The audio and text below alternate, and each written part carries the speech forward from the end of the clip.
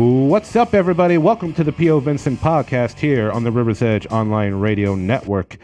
I am your host, Vincent Didiano, giving you my point of view on movies.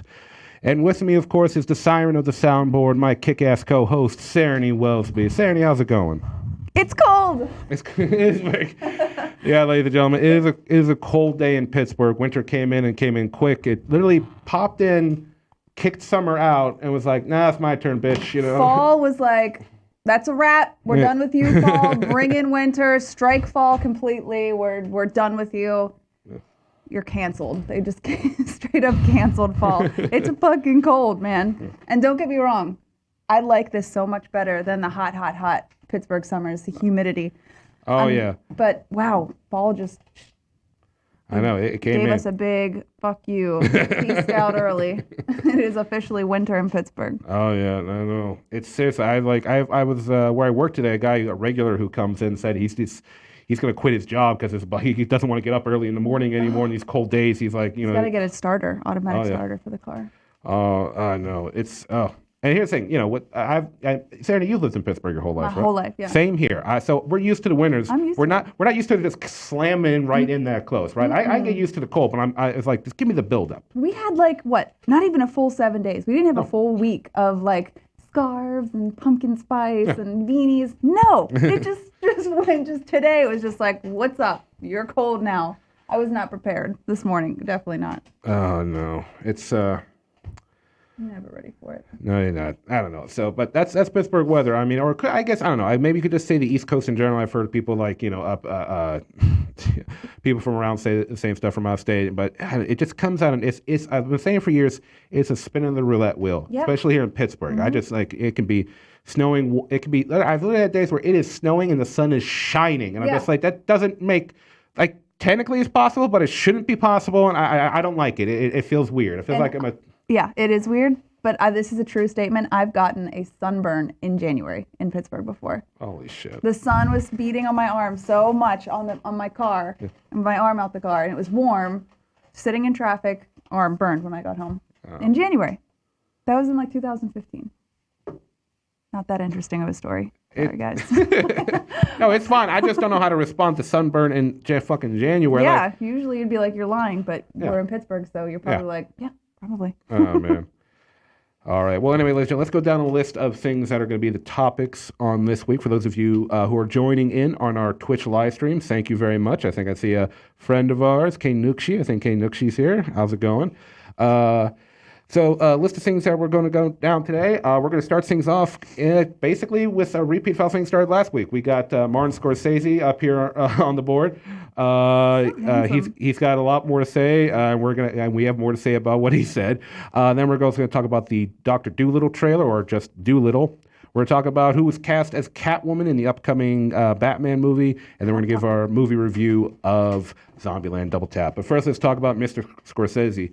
Who's looking great, by the way. Yeah. Here's the thing. I wanted to pick a good picture, because here's the thing. I'm going to say right off the bat, there's, once again, Martin Scorsese, as I said last week, the man, the legend, the icon. I get it. I'm going to have to say some stuff that I disagree with regarding him. But I wanted to make sure I would put up a fair photo of him. Oh, he looks awesome there. Yeah, because there was definitely, when I Google searched Martin Scorsese images, there was definitely a couple of them he's being serious or dour in an interview. So I wanted to be fair. I didn't want to put up I didn't want to give a visual handicap to him while we're talking about this. He looks so innocent. He's kind of biting his bottom lip a little bit. Yeah. It's kind of hot. I'm not gonna lie. Kind of love this photo of you. Yeah. For those of you listening in on the River's Edge radio stream, it's a good picture of Martin. If you want to see what he looks like, check out. We'll be uploading this, of course, to our Facebook and YouTube this episode. But that's basically what's going on. So just to catch everybody up, for those of you who don't know. A little over a week ago now, Martin Scorsese, in an interview for Empire magazine, promoting his upcoming movie, The Irishman, which I'm really excited about. It's a Martin Scorsese movie coming out on Netflix. It's because it's 3.5 hours long, and movie theaters are very, and that's too long. Break from that one. Yeah. During the interview, he said in regards to the Marvel superhero films, I don't see them. I tried, but that's not cinema. Honestly, the closest I can think of them, as well made as they are, with actors doing the best they can under circumstances, is theme parks. It isn't the cinema of human beings trying to convey emotional, psychological experiences to another human being. And we talked about this last week. Both Sarah and I gave our opinion. And, you know, as much as we respect Martin Scorsese, like, I get what he's saying and in a very artistic point of view. Mm-hmm.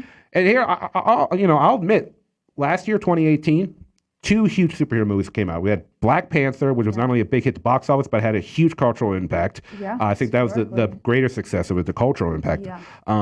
And we had Avengers Infinity War. I liked both movies. Both movies I really enjoyed. However, I'll admit my favorite movie of last year was A Star is Born with Bradley Cooper and Lady Gaga. I really enjoyed that film. That really shocks me. Coming from you. My goodness. I got it. When I love a movie, I love a movie. What can I say? But so I understand what Scorsese's saying, because there are times since starting this review show, I see at least one movie a week, 2 or 3, maybe if there's something extra coming out, and I've come to appreciate more and more films, and I've always appreciated dramatic films. I mean, I can't tell you how many times I've watched Shawshank Redemption since I was a kid, films of that nature. Classic. So I see what he's saying, but to say that it's not cinema, superhero. Now he seems to be more not targeting the superhero genre, but Marvel in general. And I get it. Marvel is the dominant superhero franchise, so that if you're going to go after anything, I get, or I should say, if you're going to hold something up as the example, I get it. It's Marvel, but I generally disagree with them, because the same kind of effort into the writing the script, the camera angles, directing, acting, lighting, cinematography, special effects. There's so much that goes into it. And as someone who's seen a lot of bad superhero movies, I've ranted, I don't know how many times about how much I dislike Batman v Superman. Catwoman with Halle Berry, even though I like that one for how horrible it is. I thought it was entertaining for how bad it was. But, I just generally disagree with him. I have all respect, once again, as I said last week, just some jagoff yinzer from Pittsburgh, right? I'm not going to act like I'm on the same level as Martin Scorsese. I'm just throwing my opinion out there. But you're a jagoff yinzer from Pittsburgh with a podcast. I am a jagoff yinzer. And people are listening. Yes. So thank you all for wherever you're listening to, whether it's on our Twitch live stream or YouTube or wherever. Really appreciate it. For years, we've been asking this question, like, who can kill a superhero? Martin Scorsese. Oh my God! From within inside the industry itself. Super villain. Oh my God! I didn't even think of it like that. Yeah. Oh my! Course. He totally could. I mean, he's trying to. It seems like he's kind of trying to. He is. So now we're going to talk about his follow-up statements. Okay. So according to an article on comicbook.com, I always like to give a shout out where I'm getting my news from. Scorsese sat on a panel discussing the future of cinema for the closing night screening of his latest feature, The Irishman. Once again, I'm looking forward to that one, at the British Film Institute's London Film Festival. And this is what he said. The value of a film that's like a theme park film, for example, the Marvel-type pictures where the theaters become amusement parks, that's a different experience. As I was saying earlier, it's not cinema. It's something else. Whether you go for that or not, it is something else, and we shouldn't be invaded by it. And so that's a big issue, and we need the theater owners to step up for that, to allow theaters to show films that are narrative films. So doesn't he mean the studios, not the theaters? You know what? I watched the video because the article that I'm reading it from did show the video and no, you would think, but no, I have not seen thinks that the theaters are going to be the gatekeepers. Yeah, that's, why even make the movie then? I'm with you on that one. I'm confused. Like, as I said before in the show, I worked in a movie theater. I only worked at one, so I'm not going to act like I understand the whole theater industry. But as someone who worked in the theater, even during the time when Marvel was already big and stuff like that, theaters show a lot of different films. Yeah. I mean, they've shown stuff that I've made. Yeah. Okay? They've shown my 48-hour films. So I don't think it's up to the theaters, Marty. Yeah, like the studios, I like if you were going at like Disney needs to change around to remember its roots and trying to make good like movies and like animated films, like or stuff like. He's barking up the wrong tree. Either that or just use the wrong word. Yeah. Here's the thing: the theaters aren't. I hate to say this. not really.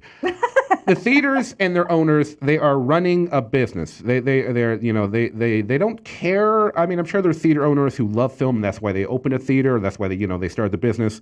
But in general, it's a business at the end of the day. And whatever is a popular medium that's going to bring in the money, they're going to be showing those films. And if they, in some theaters, they do more indie films, foreign films. We have here in Pittsburgh, in Square Hill, we have The Manor that does everything from like big releases such as Avengers to everything from foreign film festivals. Yeah, like the Untouchables, which got remade recently as The Upside with Kevin Hart. And a lot of local stuff. Yeah. Student film. Yeah, so I think, and here's the other part of that statement that's bothering me. Like, once again, Scorsese, like, I feel like I have to keep throwing that disclaimer You out don't. there. We get it. Okay, fuck it. It's the part where he says, we shouldn't be invaded by it. Oh, for Christ's Look, sake. I know Disney is backed up by Marvel and their Not promotional Switzerland. their promotions are fucking crazy and they've got so much money backing it up, but invaded by it, like, here's the thing. I go see superhero films because I've loved science fiction and fantasy and all that stuff. Superheroes, ever since I first saw Christopher Reeves flying on my television screen as Superman, that's that influenced me. Hooked. That's it. That was it for me. Star Trek, what have you. Hell, if for those all the '90s kids out there, if you remember the show Sliders, I loved Sliders. I love science fiction, fantasy, all that stuff. Yeah. I don't never feel like I'm forced to see the Marvel films, as many as there are. I'll say there's certain Marvel shows I've never watched, like The Gifted and Cloak and Dagger. I really haven't kept up with those shows, mostly because they're not part of the main MCU. I don't know if they're good. I'm sure they are. I know both shows are into multiple seasons at this point, but I never feel forced. Like, and here's the thing. Another example, I have a lot of friends who are into horror films, and as I said before in the show, Taryn is definitely one of them, horror fanatic. I've never been a big fan of horror films, but I have plenty of friends who are into horror films that I've never, and even when horror films have been like, had their like kind of resurgence thanks to Scream, the slasher franchise, got that going again when we were kids. I never felt compelled to go see them. Here's the thing about superhero films in general, not just Marvel in general, because every studio is trying to do their own thing. Superheroes to our generation are what Westerns were to our parents' generation. I think that's a fair statement. I think it is too. Because back in the 50s, 60s, and it started down during the 70s, as Buzz, as the villain of Toy Story 2 said, like, damn, spacemen killed Westerns, there were Western movies all over the place. There were Western TV shows. My father still watches Gunsmoke and Bonanza because there's a channel that shows all those old shows. Oh my God. Yeah. You wanted the Rifleman. There was even a cowboy show. I can't remember the name of it, but the plot was like the main character was an old Western lawyer, and so it was like Old West SVU or something, or I don't not SVU, but Law and Order. Is it TV Land? Is he watching TV Land? Sometimes it's TV Land, and there's this one local channel. I forget what it's called, but it shows the old PBS. For sure. It was like if it was a TV, if it was a TV show from before cable, they run it. I forget what the name of the channel is. TV Me, I want to say. God. I don't know. But here, and a lot of other actors have brought up, like I said last episode, Ethan Hawke said something in an interview last year while he thinks these superhero films are bad. Jennifer Aniston recently made some comments. Like, I didn't completely read it up on it, but the general idea is that she stopped doing big films because of all the superhero stuff. And I'm like, is it because of the superhero stuff, or is it because... Jennifer, I know you're like kind of America's kind of sweetheart actor, but honestly, you haven't been in a successful film in a while. Can we just she needs to hop off Adam Sandler's dick. Yeah. Yeah, I'm just like, I mean, she's not a bad actress. She's a great actress. Yeah, she's had a steady career. She's never gone, I think, more than a couple years without being in something. Yeah. But she hasn't been in a huge hit. I mean, Not a blockbuster. Yeah, so I think to some degree, with some celebrities, I will say it's probably an annoyance or jealousy thing that maybe they haven't gotten into a film. Oh, good. I like that take. Hot take. Yeah. I like that. And then others, I'm sure it's what, for lack of a better term, I'm going to call it genre discrimination. They don't think, and it's like, well, if you don't think that about superhero films, then what is your take on horror films? What is your take on flat-out comedies? Flat-out comedies, they're not exploring the human experience. I mean, you have your exceptions, but it's like, I understand films like the type Scorsese make. There's a reason why there are the types of films that always get nominated for Oscars, every year. But superhero films, horror films, these other films that are like, some some's definitely made better than others. You know, sure. they get into the pop culture, and you know, and I'm sorry to say, but not every average Joe and Jane are looking to see the next, you know, like super Oscar film that's being nominated in 8 different categories. Yeah, like me. Like I still haven't seen A Star Is Born, but I saw Avengers, Infinity War. I saw Black Panther. I saw all the superhero movies. But Yeah. And there's once again, as a guy who likes films, I go out and watch these movies. I'm very impressed by it. You know, like I think I said in a recent episode when we were talking about Margot Robbie, who, you know, in the upcoming Birds of Prey film, she was fucking awesome in I, Tonya. If you haven't seen I, Tonya, you know, a movie based on the life of Tonya Harding, it's a great film. And, you know, and it has these weird moments of levity because you know, Tonya Harding kind of grew up like in a hick town and, you know, all that stuff. And like the best character in the movie is this massive idiot who's just hilarious. But Margot Robbie's performance was great. Sebastian Stan's performance was great. You know, the more and more I've been doing movie reviews, whereas like I said, you know, I liked dramas as a kid, but of course, as a kid who was born in the 80s, grew up into the 90s, you know, I mostly watched action films or the sci-fi fantasy stuff. But as I've gotten older, I've definitely come to appreciate other films, you know, in like the drama and all that. But it's very mature of you, Vince. I'm really proud of you for growing out of your shell thank you. and watching A Star Is Born and liking it. It's a good movie. I will definitely. I'll watch it. Better watch it. I will. So, yeah, I just to say that that the Marvel movies aren't cinema. I mean, like I said, Scorsese, I get it. Like, you know, superhero films are a lot about the spectacle. I'm not going to deny that. I'm not going to play, you know, fame ignorance or whatever. Feign ignorance, not fame ignorance. I know what you meant. Thank you.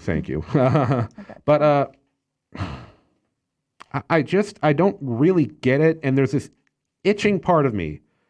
That itching part of me is wondering, is Scorsese saying this stuff to gain some attention, negative or positive otherwise, because he's maybe like afraid how The Irishman will do on Netflix, you know, because and I'm probably dead wrong. It's probably just him like what he says they're not for him, but he only said he watched some of them. Like, how many did you watch? 1 or 2, 3, 4? Which ones did you watch? You know, Mr. Scorsese. I don't know. Yeah, Marty. It's just like, is this for publicity to push The Irishman?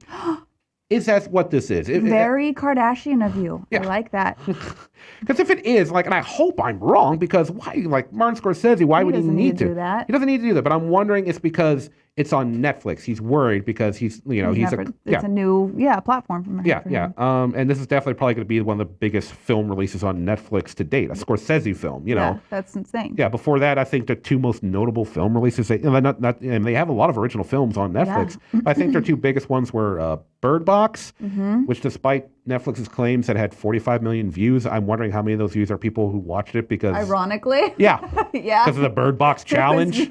I was one of them. I kept hearing about this movie, the Bird Box challenge. I was like, it's no excuse. And I watch it. It's okay.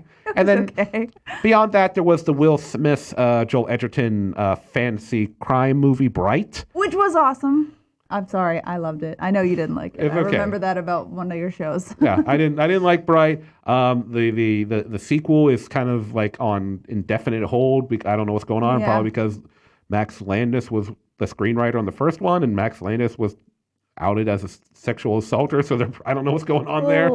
And he had the whole idea for that universe. So, but yeah, Martin Scorsese, I'll always have respect for you, but when it comes to this, I gotta disagree with you. I'm sorry. I'm not saying like every, you know, Marvel film is great. Marvel has a great track record. I've liked some more than others, but to say it's not cinema, I'll say this, it's not your idea of cinema, but cinema is a spectrum. It comes in all kinds of different ways. So, I love you, Marty. Yeah. But anyway, let's get on to our next topic. Speaking of Marvel, let's talk about Robert Downey Jr.'s upcoming movie, I love to see Iron Man branching out and working with animals. I do. No, because Robert Downey Jr. is a really great actor. He is. My goodness. Yeah, as much as I love him, Iron Man, I hope he doesn't get like, you know, typecast the rest of his career as just being the Iron Man guy, because he really is a talented man. He's going to be in the remake of Dr. Dolittle, the original one from the 60s, not the Eddie Murphy one, just simply titled Dolittle. Yeah. Which I like. I like that. Yeah. Who has time for DR? Yeah. Well, too busy. I'm sure they kept that as a distinction in case people are looking it up later after the movie comes out. Right, you got to do the IMDb cred. Yeah. So yeah, the trailer released just the other day, and it's on YouTube if you guys want to check it out. Yeah, it's just being called Doodle. The movie begins with the song, "What a Wonderful World," What is that? Louis Armstrong, right? I believe so. Yeah, skies are blue, fields are green, all that stuff. You're a really good singer. Yeah, and and the song's going, and this is probably just me, so I want to throw this out here. This is probably just me, but the way the song was going, they're keeping it like very like low key and stuff.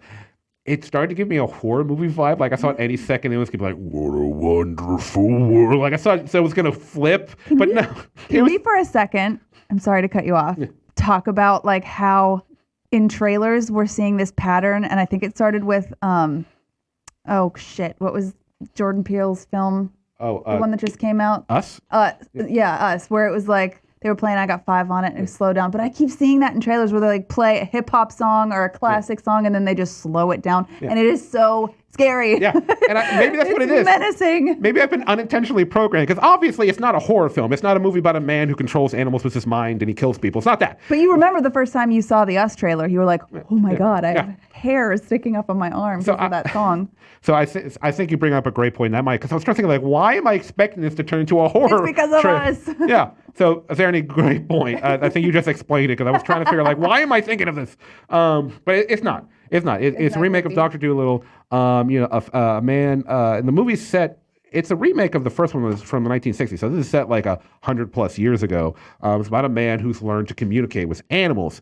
In the original film, Dr. Dolittle was taught how to talk to animals from his talking parrot, because parrots can talk, and it taught him like, oh, this is how you talk to pigs. Mm-hmm. It was a combination of noises and body movements from the original. Now, I haven't seen the original film since I was a kid, so this is just little bits I remember. But in this trailer, we have Robert Downey Jr. as Dolittle. And it's a 2-minute long, basically, teaser trailer. I say teaser because there's not a lot of the plot that's given away. Mm-hmm. But the trailer goes on, and not a horror film. It actually keeps things very whimsical. They're going full-blown whimsy in this thing. Adventure and lines. It's a very brightly colored film. And we get to see all the various animals he has. Like, he has an octopus in a big, like, fish tank. And That's my favorite animal. Really? Yeah. Oh, okay, cool. I feel bad for eating some at a Japanese place the other week, so... How dare you. Sorry. And he like sticks his head in the tank and he makes like noises under the water. So it's like, oh, is that how do you have to be underwater to communicate to octopuses? Is that's going to be explained in the film? Mm-hmm. But the one thing where I'm curious about, because we only see one animal talk in the trailer. That's the parrot, which makes sense. In the original movie, the parrot spoke. Mm-hmm. But in the Eddie Murphy version from what was that? That was late 90s, right? I believe so. Yeah. In the original Dr. Dolittle, only Dr. Dolittle is the only one who can understand the animals. It's like because they don't have the animals talking for the audience. In the Eddie Murphy version, they had the animals talk with various actors. So I was starting to think, wait a second, are they going to do like the original where only Dolittle can really understand the animals, and we as the audience have to infer like the little bits of dialogue that's going on and what he doesn't explain? Or are they going to do a combination or something like that? And then the trailer ends and you see the cast list and like, okay, there's too many like notable actors in it for some of them not to be the damn animals. Yes. I have a question. Yeah. Because I didn't see the trailer for this yet. Yeah. And this is a big like whether or not I'm going to go see it. Okay. The answer to this, do the animals' mouths move when they talk? Like I said, the only one in there was the parrot that we actually saw talk. But you can't see the... No, none of the other animals spoke. So that's one. I'm sure in the next trailer we're going to see a few of them because, as you can see, for those of you watching on the live stream, we got the poster up here. We've got we got the polar bear, we got a gorilla, we got all kinds of animals up here. Because don't you hate it when the mouths move? I don't like it. Like even in commercials when like the dog I don't know, that woman from SNL, Rachel Dratz, doing the progressive duck now or whatever. That her? I don't know. One of those animals. Maybe she's the gecko. I can't remember. Maybe it's a dog. I don't. But they're like the mouth moves, and I'm like, no, I'm switching insurance. I don't like when the mouth moves. It's too weird. If it's done well enough, it once again, it never is. Well, that's weird because there is that part of your brain that goes like, wait, they shouldn't be able to make those noises with their lips. But the dog filter on Snapchat looks more natural than some of these animals' mouths moving. I'll say this: if they just go with like kind of like the Homeward Bound style, where it's like you hear the animals talk, but and they gesture. Yeah, that's what I like. Yeah. That's I like that. But then you don't know if he's crazy or not. I'm just hearing voices. But movies nowadays like to show off their special effects, so I'm not going to be surprised if we see like mouth movement along with the words. That's a deterrent for me. Sorry. Yeah, so we'll see Now- how it goes. As long as here's the thing: if they talk, give them full range of facial expression because you were the guest when we did the Lion King review, the remake. One of the complaints I had about that movie is lions are some of the most noble looking animals on the planet. Stoic, yes, but in that Lion King remake, they went for such incredible, realistic looking lions that they didn't give them facial expressions, and when the voice actors were doing the lines, it kind of hurt their performance because the faces didn't match what they were saying or their emotions. Exactly. So if they're going to do it, give me facial expressions, and hopefully they are, because in the poster all the animals are smiling. Look at this polar bear is like. Yeah, we got showing some giraffe. teeth. Yeah. This guy's like, he looks high. The giraffe looks high to me. Like, I'm having a great time, man. I'm with the gorilla. But you know what would make this movie so much better for me? And I'll come back and I'll see it if What? it is Iron Man is Dr. Dolittle. He comes out at the end and it's like, what's up? I've been Iron Man this whole time. Or he gets married to somebody at the end of the movie, and something is like, like they're being like progressive, and it's like, we'll take your last name. What's your last name, dear? Stark. Stark, yeah. Oh, fuck, no. And they did, the backdoor Marvel sequel. God damn. Marvel made a deal with Universal Pictures. Yes, Jesus. the gorilla officiates them and his mouth isn't moving. Okay, all right. Now I'm back in. But anyway, yeah. So what we can from the trailer is Dr. Dolittle and his I almost said monsters, Jesus. Dr. Dolittle and his animals, they go on some kind of worldwide adventure. They're on a boat. They're getting attacked by some other naval ship. There's cannonballs going off. The gorilla almost gets hit with a cannonball. It gets scared, and Dr. Dolittle's like, it's all right to be scared, right? And then there's one scene where they're in what seems gorilla. they're in a sultan's palace, and he's chained up in the middle of a room. They send a tiger after him to kill him. It's like, so this is gonna be like a globe-trotting kind of deal. It looks like. And in the original movie, they set sail and they went around. I wonder if they're gonna bring back because in the original movie they had a couple things. They had a giant sea snail that they rode inside its shell to get back to England or wherever. And at the end of the movie, they had to attract a mythic animal called the Luna moth, which is really a giant flying moth from the moon or something. Not Mothra? Not Mothra. Well, then I don't want to hear it. It's his cousin. It's his cousin. Oh, okay. It's like, old loony. Anyway. So I'm interested to see how much they're going to keep to the original. I'm going to have to rent the original to refresh myself. Yeah, I do too. Probably not the Eddie Murphy one, not for dislike, but just because this one is obviously set in, back in the day. But so we'll get to our final topic of the night. Ladies and gentlemen, we have our new Catwoman. And she's awesome. Yeah. Oh, God, I love Zoe Kravitz. Yeah. She is perfect. According to HeroicHollywood.com, Zoe Kravitz has been cast as Batwoman in the upcoming Matt Reeves directed movie. It was announced a few months ago that excuse me, sorry. Gross. All that white cheddar popcorn. We had a lot of white cheddar popcorn. Robert Pattinson was, of course, announced is going to be cast as a new Batman. There's some controversy around that because when people think Robert Pattinson, they sing Twilight. Well, I'm totally willing to give the guy a chance because he's been doing a lot of indie films since Twilight, and I haven't seen him, but I have a close friend who's a big movie lover like me, and she says he was great in a few films, and I trust her word. I think he's a good actor. Yeah. I think he is a good actor. Well, here's the thing. I don't fault anybody who acted in those, because most of the had to. Most of the cast were very young unknowns. Were children, yeah. This was their big break. Ladies and gentlemen, Matthew McConaughey, one of the earliest movies of his career was a Texas Chainsaw remake that nobody remembers. You know who else was in that movie? Oh my gosh! Do you know what else he acted in? What? You have to show this trailer. I don't know what the rules are, but you have to show the trailer Tippy Toes, which is this movie about. Oh my God, I've heard about it. With the little people. Oh, with Gary Oldman. Yes, and the guy from Game of Thrones. What's the little person in Game of Peter Thrones? Dinklage. Yes. Yeah. Oh, I've heard about it. Where Gary Oldman plays a little person too. It is horrifying. Yeah. It is horrifying. I heard it's just the whole little people shaming the whole movie the whole time. This woman won't marry the guy because she wants to have kids. She won't marry Matthew McConaughey because his brother is an LP and his whole family are LPs. And she's like, no, I don't want to have a baby. So she's afraid that the genetic is in him. Yes. The genes. And it's just LP joke after LP joke after LP joke. And the trailer is horrifying. I am sure that Matthew McConaughey has paid millions of dollars to have that taken off the internet. Oh yeah, no, that happens all the time. Obscene. Actors that like paying or suing people to get old movies so nobody will see them. Sure, there's just no way he's not put like in a trust somewhere. Get rid of tippy toes. Yeah, but anyway, like I was saying, I don't blame anybody from Twilight. It was you got to start somewhere, ladies and gentlemen. You got to start somewhere. A lot of people forget that Ryan Gosling was young Hercules in the Young Hercules TV series. I didn't even know that. Yeah, it was a spinoff of the Hercules Legendary Adventure starring Kevin Sorbo, which of course led to the spinoff with Xena. But the Young Hercules was spinned off onto like Fox. Meanwhile, Hercules was on like UPN. Remember UPN back in the day? But anyway, enough of that. We got a lot to talk about. But Zoe Kravitz, Zoe Kravitz. She's wonderful. Yeah, daughter of Lenny Kravitz, musician.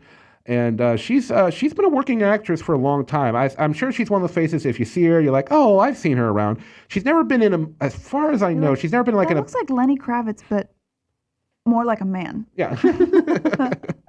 Yeah. She was... More like a woman. Yeah. Because Lenny Kravitz is very feminine looking. She was in the hit HBO series Big Little Lies, which was a huge hit and just ended. I've heard about it. There was a lot of big named actresses in that one. Oh, yeah. Reese Witherspoon. The Australian woman that Nicole Kidman. Nicole Kidman was in it. Shailene Woodley was in it too. Yes, yeah. Yeah, no, I've heard that was a good show. Fantastic series. Yeah. I highly, highly recommend that. Yeah. Other movies she's been in, X-Men First Class. Very good X, where she played Angel, the fairy-winged mutant. She was in the Divergent series. Mad Max Fury Road, she was one of like the harem women that were trying to escape from the warlord. A steampunk. Yeah. Chick.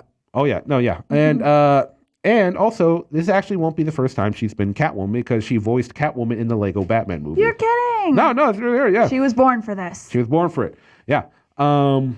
So, and I'm going to say this real quick. I haven't heard any controversy pop up online. No, none. But I'm sure there's a few jackasses who have been saying stuff.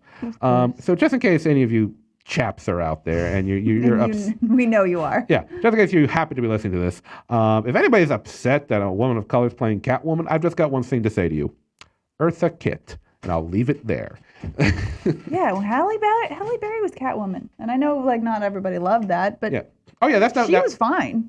Oh yeah, Halle Berry is a good actress. It's just that movie was horrible on so many levels. Directing, writing, special effects, Or her skin color, that's for sure. But so hopefully and also today was announced, just to throw it out there, Paul Dano has been cast as the Riddler. Paul Dano, probably most people know him from Swiss Army Man with Daniel Radcliffe. Yeah, that was Paul Dano.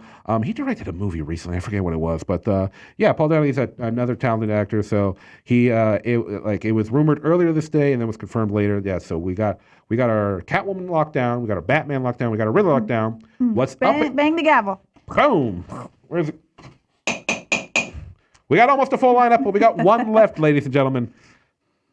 Yeah, I never touched this gavel before, but now because of her, I'm touching it all the time. Anyway, the one left is the Penguin. Now, originally, Jonah Hill was in talks to play the Penguin. I think he'd be great. Yeah, but just yesterday it was announced that talks ended and he will not be pursuing the role. It's up in the air who now will be taking over the role. There are some rumors that Seth Rogen is being poked to play the role. How many movies do you think like that have been up to those two guys? And then Seth is like texting Jonah like, hey, you're probably going to get this role because I didn't get it. And then Jonah's like, hey, I didn't get this other role. You're probably going to get it. The battle of the super bad people. They were the same person for a long time. Until that weed movie that I don't remember. Pineapple Express. Pineapple Express, That was the defining line for me. Yeah. Oh, man. But anyway, Zoe Kravitz, congratulations on casting. Paul Dano, congratulations on being the Riddler. Not much has been announced about the plot of the movie. All that's been said is that this is definitely going to really showcase Batman and his detective skills, which, depending on the Batman movie, his detective skills have kind of been downplayed for the most part. It's Batman. I'm excited about it. Do you think they're going to shoot it in Pittsburgh? Ooh, I hope so. I don't know. We'll see. I mean, they probably won't because they don't want the same locations. They want to give it some. Why not though? I'm Pittsburgh down for it. Made an awesome Gotham. Come on. No, it was good. All the scenes look great.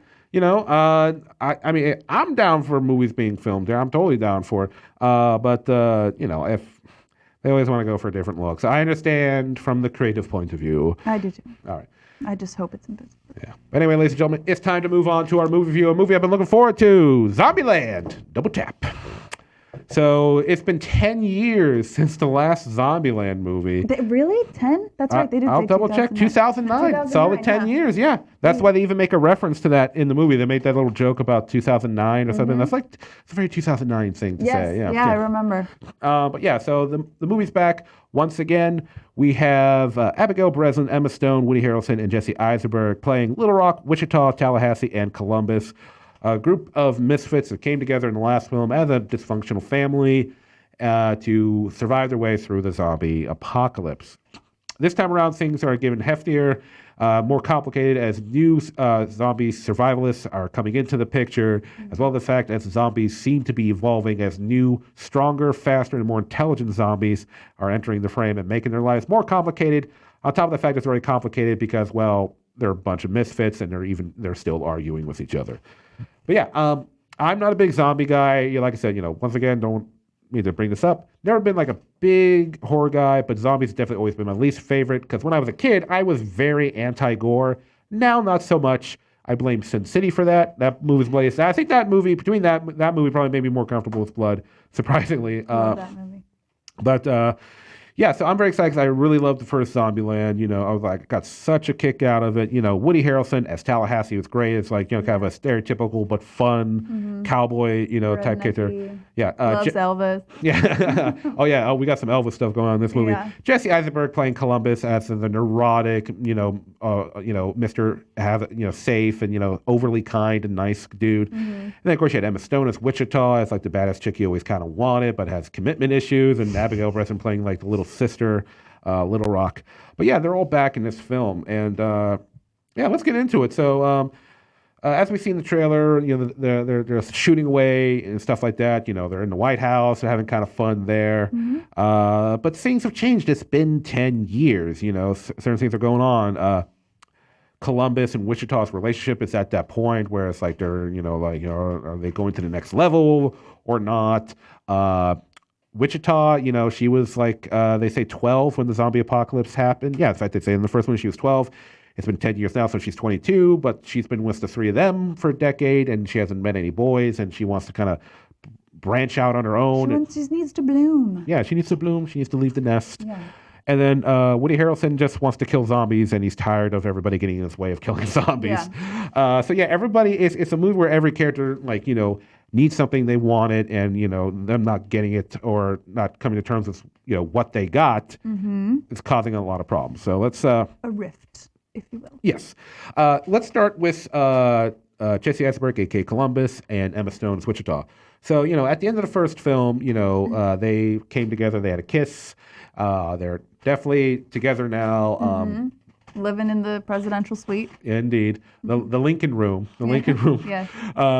So, yeah, and now, it's like they've been together 10 years now. Columbus is ready to take things to the next step. Wichita isn't, and she's kind of freaked out about it because she has commitment issues, which is consistent with with the way her character was in the last film, because they the first time they meet him, they rob them and take off. They have this thing. It's like, just you and me, Little Rock. We don't need anybody. And then they realize, sisterhood. Yeah, come together, making the family bigger. That problem pops up again as like when Columbus wants to like make their take the relationship to the next level. She freaks out, and this causes a tear in the group that splinters into more fractures.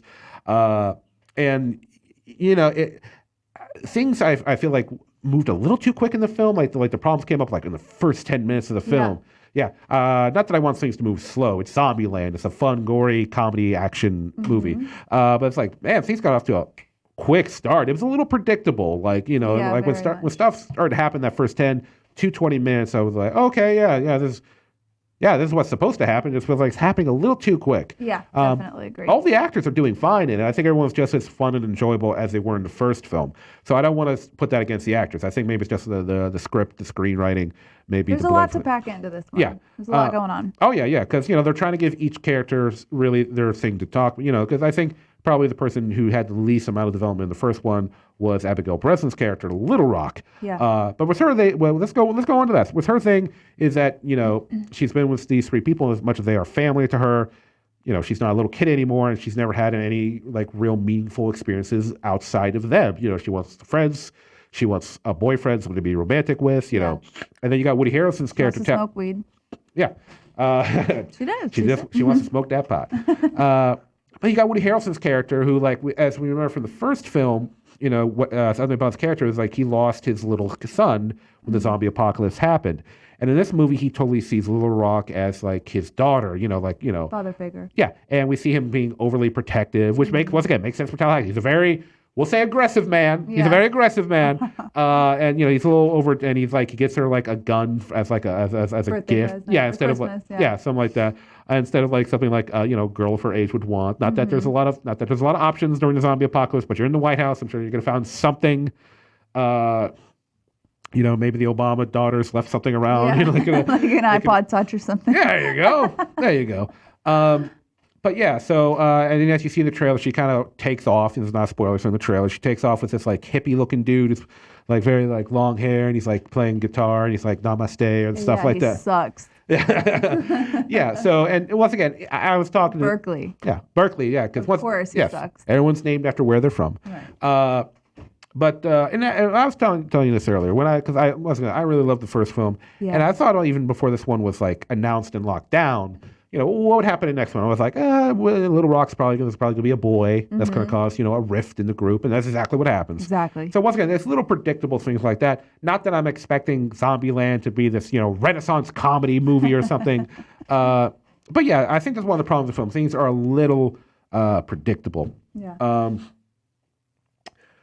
Other things to talk about. Once again, there's plenty of good, fun, comedic moments. In the first movie, Tallahassee had his thing of like he just wants to find a fucking Twinkie and eat it. That's all he needs. In this film, it's a thing about like finding a proper badass car to drive around in.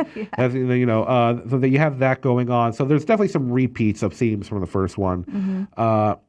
Certain jokes. Once again, this film is filled with a lot of like funny moments. There are definitely moments I was like, holy crap, that's hilarious. But I think we both agree there was one scene, and we don't want to give it away. It does involve, as we see, once again, if you've seen the trailer, they meet a couple of other zombie survivalists who are like, one's basically a clone of Tallahassee, one's basically a clone of Columbus.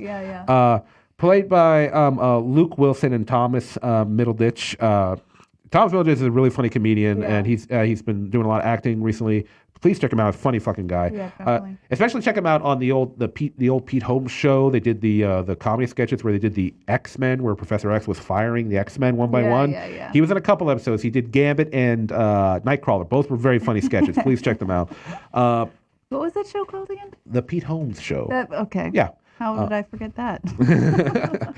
But yeah, so there's a scene between Thomas Middleditch's character Flagstaff, who's like the unintentional clone of Columbus, where like they're exchanging their similarities, and it's kind of funny at first, but then it kind of goes on for too long. It's stretched out, and there's like maybe one or two other moments in the film where it's like I feel like we're stretching this joke out a little bit too much. But it doesn't mean all the jokes. There definitely some, watching Tallahassee have freakouts, watching Columbus and Wichita fight because their relationship's kind of on the rocks. Wrap it up. Yeah, and it's confounded even more by another new survivalist that they meet, played by Zoe Dutch, named Madison. You see in the girl, she's like somehow like a. How do I just Valley Girl? I want to say Valley Girl, but I didn't know. It's like that too 80s and 90s. I don't know. No. We have them today. They're called Visco Girls. Really? But it's the exact same thing. Like they're the type of girls that like they post 20 pictures a day on their Instagram, and it's always the same. Yeah, she's like, save the turtles. Yeah. Yes. It's just called a Visco Girl now. Yeah. She's she's this totally dumb, airheaded character, but she does bring some fun to the movie. I love that actress. Yeah. She's wonderful. No, she's cool. I liked her a lot. She was a lot of fun in this. I think she played the stereotype very well. Very well, yeah. And she confounds because she's very attached to Columbus, and Wichita doesn't like that because even though they had a fight, she doesn't they have plenty of funny moments in her because she just irritates the hell out of everybody. Everyone, yeah. And when you watch the trailer, I was like, how are they going to explain how this woman has survived all this time? Because remember, we're at the point where the zombie apocalypse has been going on. Like, I forget what they said in the first movie, but at least 10 years, probably maybe 12 at this point. Yeah. How did it survive? And I'm not going to say how it happened, but I'm just like, okay, I buy it. if this wasn't a goofy comedy film, I wouldn't accept it, but it is. It's like, I can accept that answer, and it plays later into another joke later in the film. Yeah. And the symbol, like, I want to. Oh God. I think we only got a little bit more time left. So, yeah. So we're gonna go. Spoilers. Yeah, let's go into. Okay, ladies and gentlemen, we are going to spoilers. Before we give a first spoiler, I'm just gonna say, I don't think this one was as good as the first one, but I will give it a recommendation. I did enjoy Zombieland. Serenity, I really liked it. I would recommend it. I think this is a good, like, feel good movie. I think people like you and me are too hard on it. Like, somebody that just wants to go laugh, have a good laugh, this is the movie for you. Oh, yeah, no. Like I said, when I say it's not good the first, I don't mean it's far from bad. I just think, like, maybe just relied on a few things too much from the first film. But overall, I still enjoyed it. I was still happy to see these characters again. Yeah. Okay, so let's go into spoilers. So at one point in the film, like, they're doing this thing where, like, they have to drive, like, Tallahassee, like, fortified, like, the presidential's, like, special limo that's, like, bulletproof, and they put a Gatling gun on top, and they call it the Beast. but they, like... The car gets stolen and they have to keep driving around in this minivan. Yeah, which is just like an Astro van, not just a minivan, but like a 1982 like teal turquoise Astro van with wood paneling. It's fucking hilarious. Yeah, it's good. And so they keep trying to, every time they get another vehicle, something happens, it gets broken, the tires get blown the fuck out, something like that. Yeah. And, they find an ice cream truck that has a clown theme on, and Columbus, as remember the first film, is terrified from clowns. I relate. I don't fucking like clowns. And they're like, there's no fucking way we're taking, like it's one few moments in the film where, like, Columbus gets real, like, no fucking deal. No way fucking deal. Rule number 37. Yeah. No clowns. No clowns. And then at one point, Madison, like the dumb Instagram chick, I'll call her the Instagram chick, they think that she got bit and she's turning. Yeah. It turned out she just ate a peanut because she forgot she had a peanut allergy. Because she didn't know there was nuts in trail mix. Yes. Which made me laugh really hard. And then she shows up later they're driving down the road, right? And they see the clown ice cream truck driving down the road, like, holy shit. And they're like, what the fuck is this? And there she is in the ice cream.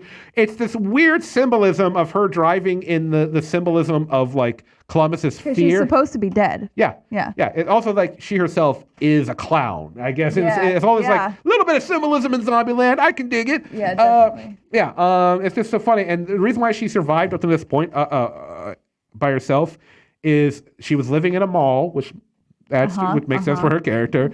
But she was hiding in the freezer at some, like a Baskin Robbins. Yeah, ice cream, like what are those little ball things called? Dippin' Dots. Dippin' Dots. Yeah, she was hiding in the freezer there, and they were like, it's so cold. And they're like, why didn't you just turn it off? It's like, I could not find the switch. I looked everywhere. And so, like, she's like, oh yeah, I took the ice cream truck. I was like, I lived in a freezer. I should drive in a freezer. So yeah, I really liked the character of Madison, as dumb as she was. And I think Zoe Dutch played her well. But yeah.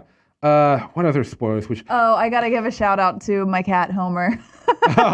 There is a reason that I kept laughing hysterically every time they kept saying that. So these, like, zombies, these, like, hybrid zombies that are moving really quickly. They say in the very beginning, they're like the T-800s. They're the ones that are really quick. Yeah. And then there's the Hawkings, which are smart. They can climb up ladders and they can, like, turn on lights and manipulate things. And then there's Homers, and Homers are just really stupid. You don't even have to worry about them. You can just bonk them on the head. They'll chase a butterfly. Yeah. I have a big, dumb orange cat whose name is Homer, after Homer Simpson. And they even, like, spelled it with the little donut, the Simpsons donut. So every time they were like, don't worry about it, to Homer, I was howling because I'm thinking of my doofus at home. Homer. Yeah. And every Homer zombie, it has a physical shape of Homer Simpson. Oh, yeah, definitely. Overweight man, bald, little comb over, like 3 hairs. Yeah. Big beer belly. Yeah. No, but anyway, so I'm wondering, is there any other spoiler that I want to get into? Well, yeah, they fuck. There's a lot of fucking in this movie. Oh, yeah. Everybody fucks. So because, so Columbus proposes to Wichita, she freaks out, grabs Little Rock, they leave a note. hightail it out of there. A month later, Columbus is still like, oh my God, she just left me. That's when they find Madison, and Madison has been alone for over 10 years. So she's like, let's get it. Yeah. She is thirsty. Now. She is thirsty. She's like, I'm either banging you or that old man upstairs. Yeah. And they just get the fucking, you know what? Good for Columbus. Yeah, good for him. get it. Yeah. So they get the fucking, and of course, that's exactly when Emma Stone's character comes back. Yeah. That fucking happens, and Rosario Dawson bangs Woody Harrelson, because they're both Elvis fans. Yep. Rosario Dawson's cool. Rosario Dawson's cool in general. Mm-hmm, she always, she always has a likable presence on screen. Berkeley and Little Rock, and then Freezer Girl and Berkeley. There's a lot of banging in this movie. Yeah. And good for them. Good for them, because isn't that? What else are you gonna do? There's no Netflix. Yeah. There's no podcasts. There are no podcasts in Zombieland. Banging everybody. Yeah. That's why I don't bang anymore, because there's so much stuff to watch. We lost another one, man. We lost another guys. one. Men, lesbians, whoever you are, I should say. I don't want to bang anymore. There's too much good stuff to watch. All right. Well, I think that's all we got to say. We both enjoyed Zombieland. I think we talked about the particular spoilers we wanted to talk about. Mm-hmm. But anyway, ladies and gentlemen, so that'll be it for this week's episode of the POVincent podcast. If you're watching on Twitch, please follow us and get in that chat section. We love to have some people talking and chatting and discussing, all the movie and film-related events of the week. If you're watching us on YouTube, please subscribe and click that notification button so you know when new videos come up. And all of our social media links will be down in the description. And if you are subscribed to my other podcast, Jim Crenn, No Restrictions, I have a very special guest coming on. We're actually doing our first live show ever, kind of just like this show. Tomorrow morning at 10:30 at PittsburghCurrent.com, you can see me, Jim, and Dov Davidoff from Pete Holmes' show, Crashing on HBO, is going to be on the show tomorrow. I'm really excited to talk to him. And if you guys have any questions you want to ask him, comment on this video and I'll ask them for you. You can watch with us live tomorrow morning. How can you top that, people? Anyway, do check out Saturday tomorrow morning on the Jim Crenn Show. Jim Crenn is a famous radio personality here in Pittsburgh. Great guy, funny guy. Have a good time. But anyway, we will see you guys next time. Take it easy, and thank you for viewing things from my perspective.